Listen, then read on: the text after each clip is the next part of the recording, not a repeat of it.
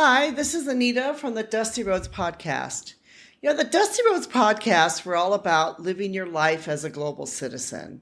And as part of living your life as a global citizen, we'll talk about a variety of different issues and different things, just anything to do with about, having a global life or seeing yourself as a global citizen. One of the things I want to talk about today is a blog that was written on our blog, which is Understanding Social Stigma. Stigma is a very interesting thing because it is something which can really affect people. It can affect a community. It can affect a group of people, or it can affect someone individually. So we're going to talk a little bit about social stigmatism and what exactly does it mean. In the vast expanse of human history, social stigmatism is a testament to our evolving understanding of the difference and belonging. At its core, social stigmatism refers to the process by which specific individuals or groups are unjustly marginalized due to attributes perceived as abnormal or undesirable. And this has happened throughout the time of history. You can go back and you can read history. You can even read in the Bible. You can see stigmatism there in the Bible if you're religious. This has been something which has gone on since the beginning of man almost. So it really traces back to to our human instincts for survival and cohesion. So, we as humans, we tend to gravitate and like people that are the same as us.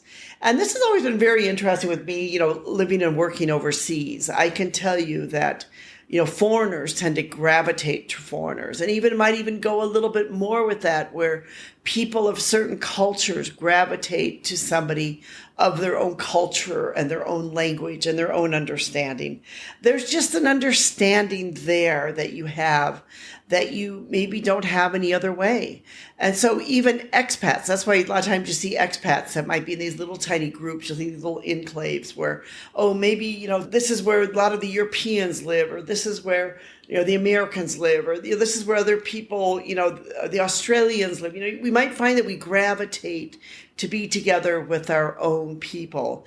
And this can even really, be something if you have schools, if you live in a community where, here's the Australian school, here's the British school, here's the American school, and people will tend to gravitate around these schools for their children. Here's the French school, here's the German school, and, people will gravitate towards that and towards their own communities.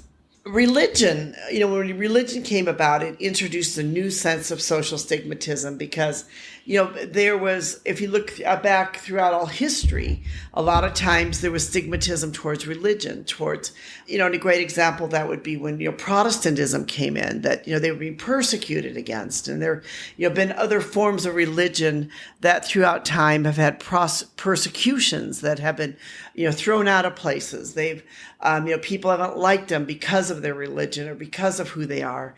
Even still today, you can see some of this going on in some parts of, even America where mosques maybe, get bombed or get vandalized, or synagogues now, which is happening a lot with, what's happening, in some parts of the United States where people, they don't like certain types of people, certainly because of their religion. It could be, besides religion, it could be race. It could be their economic standing. It could be where they live or how they live. It could be the food they eat. There's many, many reasons why people might have a stigma towards somebody simply because they're different than them. I think this is a really important thing to talk about and to discuss, because if you truly are someone who believes in being a global citizen, then stigma should not be part of your life. Yes, you may go live and work overseas. You may still find that your best friend is still from your own country, your own culture. You speak your own language. You understand each other. You're from the same hometown. That is just natural. That is part of being human. That is part of the human experience. We gravitate towards people who have the same belief and the same core system we have, whether it comes to religion, whether it comes to our culture, whether it comes to our language. I do not see anything wrong with that. But where I do see a problem is if you refuse to go and reach your hand across this great stigmatism or this great stigma divide. and you don't try to get to know other people from other cultures, other people from other walks of life, other people who might be different than you, then that is not living your life as a global citizen. Living your life of a global citizen is that you try to reach across the aisle and get to know people who are different than you. That's exactly what that means. If we want to go to the very core of this, today, we may not call this stigmatism, but, in many schools, they call it bullying, where somebody or some group of people may be bullied because of what they look like or who they are. There may be stigmatism attached to them because of that, or because of their race, or because of their religion. And today we might call it being a bully, or them being bullied. And we don't consider it stigmatism, but it still is the same thing. It's the same thing which has been going on for centuries and centuries and centuries, where people have found a group of people, an individual or community, and they've sort of they've sort of like ganged up against them, I guess you could call, in so many ways, that they've sort of seen them as being less than they are, or less important than they are. This is especially important if you decide that you're going to travel around the world. You're going to, get to know other people of the world, to really, have this world experience. You need to be somebody who loves the world and wants to reach across those aisles. But, not everyone's able to do it. Many people just are not able to psychologically, emotionally. They're just not able to do it. They're not able to reach across those aisles or to reach across somebody who they consider to be different than them.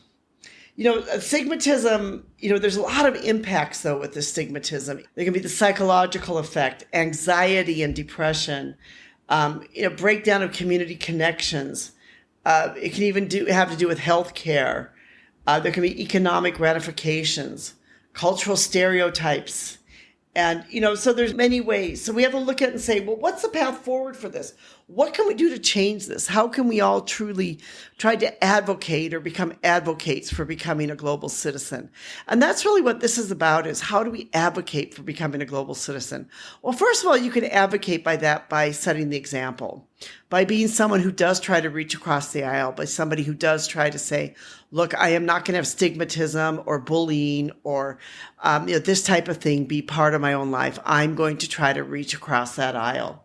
You can also, confront it head on, and basically say, look, I'm going to be an example. I'm going to confront this head on. If I know that I have these tendencies within me, I'm going to do all that I can to be able to get rid of them. You can basically say that you're going to have this not be part of your life. You can try to have empathy for others, and you're going to try to understand other countries, other cultures, other societies, and other people, and where they're coming from and why they're coming from that place or that location in their lives. And if we could all try to have a little bit more understanding in our lives, all try to be a little bit more of a global citizen, just think of what the great impact that would have upon the world today.